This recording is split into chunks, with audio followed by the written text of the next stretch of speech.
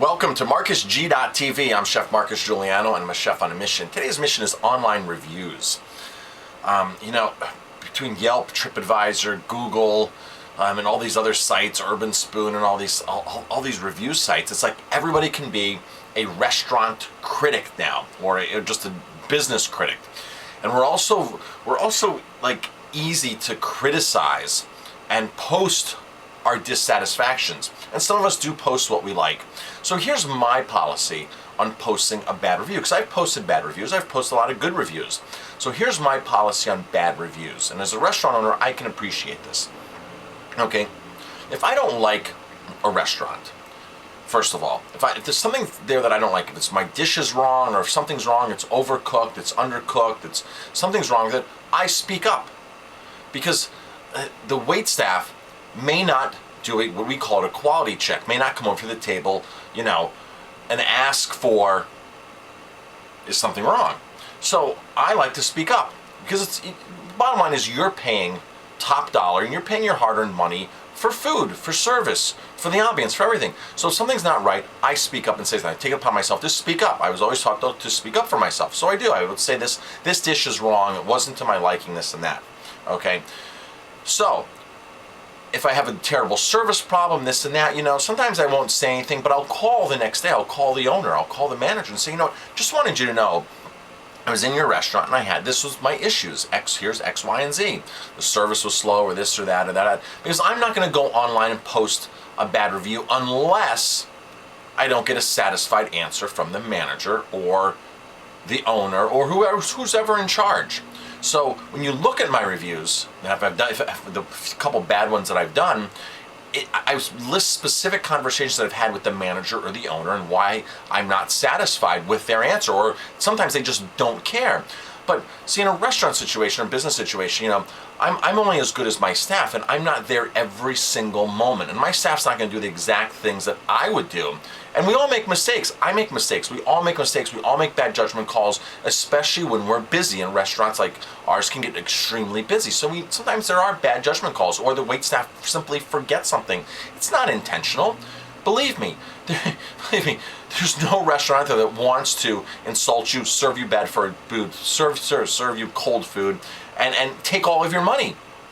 That's not the goal of a restaurant. Those things happen by accident. Sometimes they happen more frequently because lack of management. But as soon as you get on the phone and you talk to the manager, or talk to the manager in person, you can quickly find out if that manager cares, if that owner cares and takes pride. Now for me, we have a 100% satisfaction guarantee. If you don't like your food, you're not going to pay for it. Now you might make a comment like, oh, this was overcooked, and you ate the whole plate, right? But if you simply say, you know what, I didn't like the food, I didn't eat it, we're not going to charge you for it. But if you don't speak up, especially, and this is the most frustrating thing, because the waitstaff will go to a table and say, is everything okay? Was everything cooked okay? How's your food? How's the salmon? How's the chicken? And people will just say, fine, fine.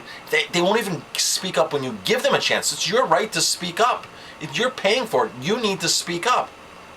So at my restaurant, we have a sign in the bathroom that says, if you like us, rate us, right? Because we want good ratings. If you didn't, here's the owner's cell phone number, because we personally want to talk to you if you've had a bad experience. We learn from that. As a restaurant owner, we learn, because like I said, we're not all perfect.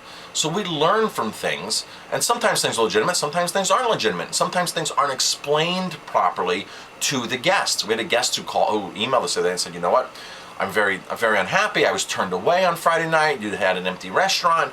The restaurant really wasn't empty. There were several empty tables, and we may never come back again, and this and that. You know what?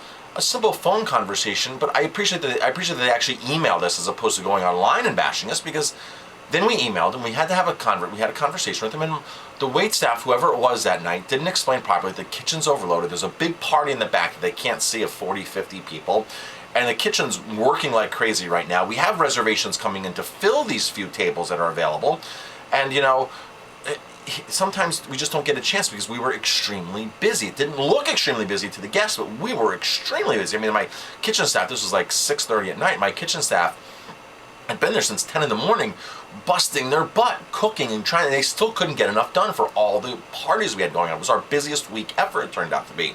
So if you're gonna go online and write a bad review about any business or any restaurant, I would simply drop them an email, call them, and get their response, get the owner's and manager's response first, and then see if they truly care. Because a lot of businesses honestly don't care, and they might deserve a bad, review. But you've given them now a second chance to make things right. When we're given a second chance to make things right, we make things right. If you had a bad service, I'm going to send you a gift certificate. I'm going to comp your meal. I'm going to do something so you feel like, so you feel like we care and we did something. And, and sometimes guests aren't looking for compensation, but realistically, I mean, if you're going to speak up and say something for me that's valuable information that I like to know, so I'm going to reward you with something. I'm going to reward you with a gift certificate. But if you go online and bash us, it really does no good for anybody. And you see some of these reviewers, and you look at reviews, and all they do is write bad reviews. So you have to say, is it the restaurant, is it the business, or is it the reviewer looking for negative things? It's like I said, it's so easy to find negative things. So that's the way that I handle writing online reviews, good or bad. Especially when I write good ones, I try to list people's specific names in there. So if Sally was my waitress, I'd want to say Sally did a great job. She was very friendly. She did a great job, this and that, whatever it was, to make it personalized, because I know for me, my staff loves to see their name mentioned in reviews online, because it just makes them feel proud. It's recognition. So I make sure that I include that in my good reviews. And even when there is a bad review, if there is a bad review, if I have to write a bad review, even if you can say one or two positive things there, because obviously the whole experience couldn't have been bad. I mean, yeah, it could have been, but realistically, the whole experience all the time to be bad, that's highly unlikely. There's, whether it's a large selection on the menu, great looking menu, whatever it is, but the food wasn't. So just start to spin and say something positive, because there's always something positive you could pull out of an experience.